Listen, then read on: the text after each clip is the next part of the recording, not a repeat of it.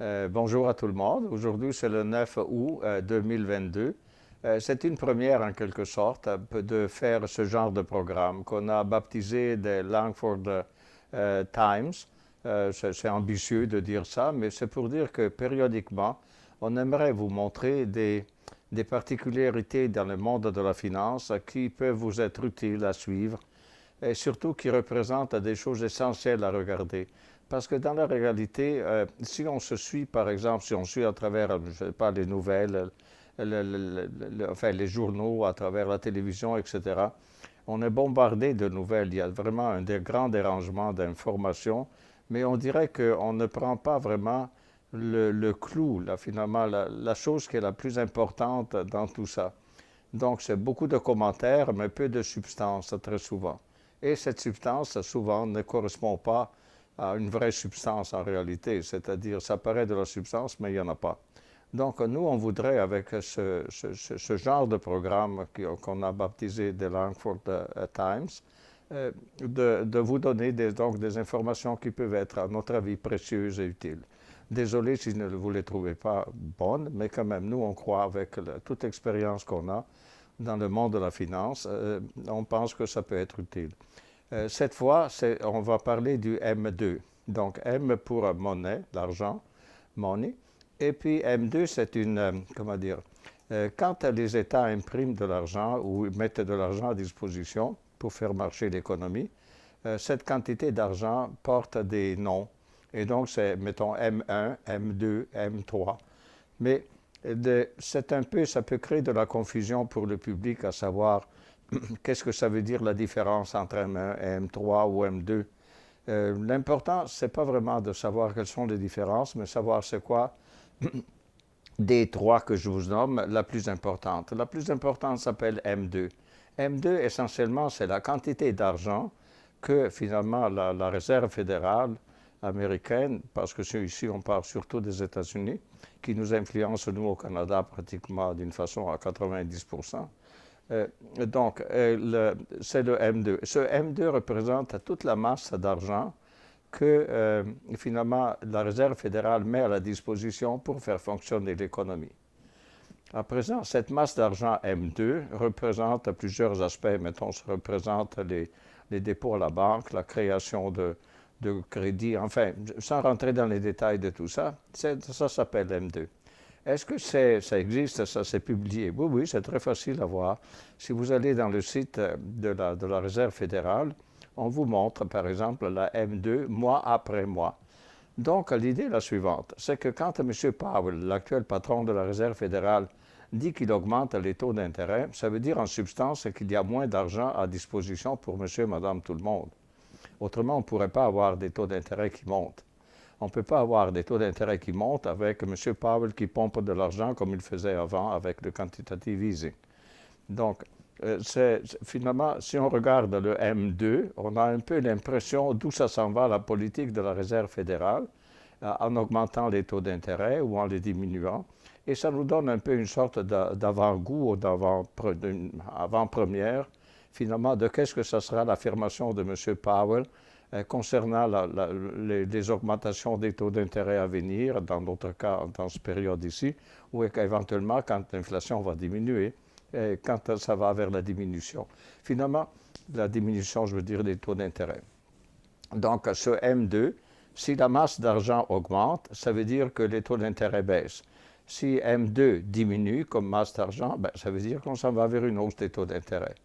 Et donc, juste pour vous familiariser avec le M2, si vous regardez à l'écran ici, vous avez, ça c'est une publication de la Réserve fédérale, on va vous donner le lien pour ça, mais c'est très facile, si vous allez sur Google, vous demandez M2, puis ça va sortir. Et le M2, c'est la troisième colonne, à partir de gauche, et elle vous montre, par exemple, mois après mois, quelle est l'évolution de M2. Et il vous montre, par exemple, que, juste pour vous dire, le M2 a augmenté jusqu'en février de cette année, a augmenté à peu près de 20 et quelques pourcents dans une année. Donc, on a pompé tellement d'argent que finalement, ça a augmenté la masse d'argent de 20%, si on peut dire comme ça. À présent, si on prend les derniers mois, les mois les plus récents pour nous, c'est-à-dire, on a, voyez-vous, le dernier de la colonne, c'est le mois de juin 2022, Et si on prend par exemple le mois de février, non, c'est avril, est-ce qu'on peut avoir février? Non, hein? Je m'adresse à Gary ici, qui m'aide. Donc, on fait ça à deux. Et donc, regardez, vous avez février 2021, il vous dit que la masse M2 était 19 615. Je vais l'écrire sur le tableau. 19 615. Donc, ça c'était on a dit, c'était au mois de février. Février 2021. Ensuite, si on s'en va en février 2022, en février 2022, laissez-moi écrire ici, février 2022, on se retrouve à avoir 21 708. 21 708. Voyez-vous, la masse d'argent a augmenté jusqu'en février 2022, de février 2021, de 19 615 à 21 000. Comment on juge quelle est la quantité d'augmentation qu'on a eue? Bien, c'est tout simple. On prend, regardez, 21 708, on soustrait le 19 615, on divise par 19 615, et ça nous donne un certain pourcentage. Et Gary, il nous fait le calcul et il nous dit que ça correspond à 11 à peu près. Plus ou moins, c'est 11 d'augmentation de la masse monétaire.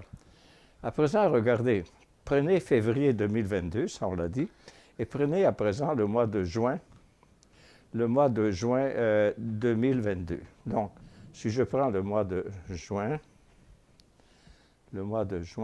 2022, donc mois de juin 2022, février 2022, février 2021. Le mois de juin 2022, c'est marqué 21 667. Donc, c'est 21 667.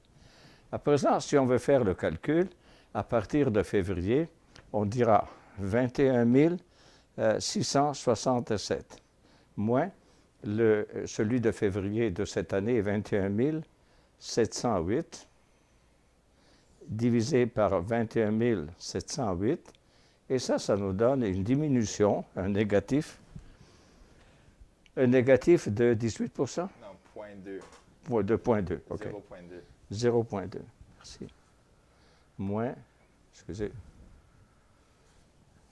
ça vient. Moins 0,2. Donc, regardez, la masse monétaire a changé, là, vraiment. Regardez comment elle a changé. C'est normal que les taux d'intérêt soient à la hausse. À présent, faites ça. Allez voir à tous les mois comment ça évolue la masse monétaire et ça vous donne une idée d'où on s'en va.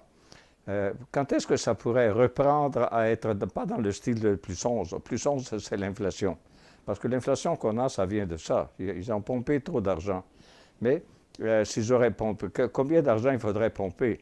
Mettons qu'on pourrait mettre un mi-chemin, 5 à 6 pour que l'économie se comporte bien, normalement, sans inflation. Là, à présent, c'était trop d'argent pompé. Là, ils le réduisent de beaucoup, même que ça devient négatif. Et quand on s'aperçoit que l'inflation commence à se calmer, M. Powell devrait ralentir finalement la hausse des taux d'intérêt et donc on devrait s'en aller vers donc, une baisse des taux d'intérêt. Déjà, on en parle aujourd'hui que probablement, voyez-vous, l'essence a commencé à baisser, le prix du blé a baissé, enfin, il y a des choses comme ça qui paraissent prometteuses. Tout ça pour vous dire, ça c'est une indication pour vous, c'est très facile à regarder. Et voilà, on aimerait, ça c'est une petite, comme je vous dis, une unité de Langford Times. Et le prochain, ça va être sur un sujet différent, naturellement. Mais vous trouvez tout ça, vous le trouvez comme lien pour arriver sur YouTube à ça. Vous le trouvez comme lien sur notre lettre financière. Et je crois que Gary va vous parler de la lettre financière. Donc, c'est ça. Pour la première fois, ça va être disponible sur notre lettre financière. Pour vous abonner à notre lettre financière hebdomadaire qui est gratuite, sur notre site charleslangford.com, en bas de la page, vous mettez votre courriel. Vous allez recevoir un courriel pour accepter l'abonnement. Et après ça, chaque semaine, vous allez recevoir notre lettre financière hebdomadaire qui va avoir un lien à tous ces vidéos de Langford Times. Il va aussi éventuellement avoir, comme a dit M. Langford, une page YouTube avec toutes ces vidéos. Donc, si vous êtes intéressé pour avoir toutes les nouveautés, abonnez-vous s'il vous plaît à notre lettre financière. Et voilà. Gary, est-ce qu'on a encore le temps de voir éventuellement le graphique?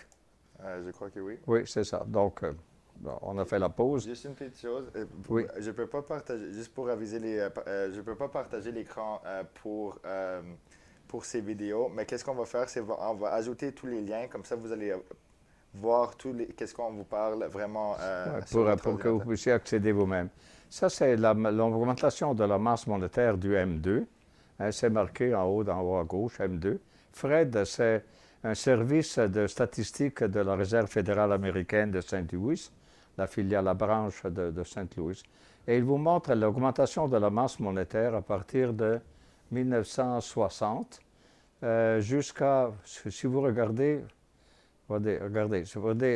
ça paraît une augmentation calme jusqu'aux années 90, 1990. Après, ben, ça prend une accélération, ça accélère, et puis finalement on arrive au coronavirus, et puis paf, ça a monté pratiquement en vertical. Actuellement, le calcul que je vous ai montré, il se retrouve ici. Il se retrouve juste ici à la finale du graphique où ça fait un crochet. C'est la première fois qu'il tend à descendre depuis 1960. Jamais il était descendu. Alors voilà, c'était tout pour cette unité d'information. À la prochaine.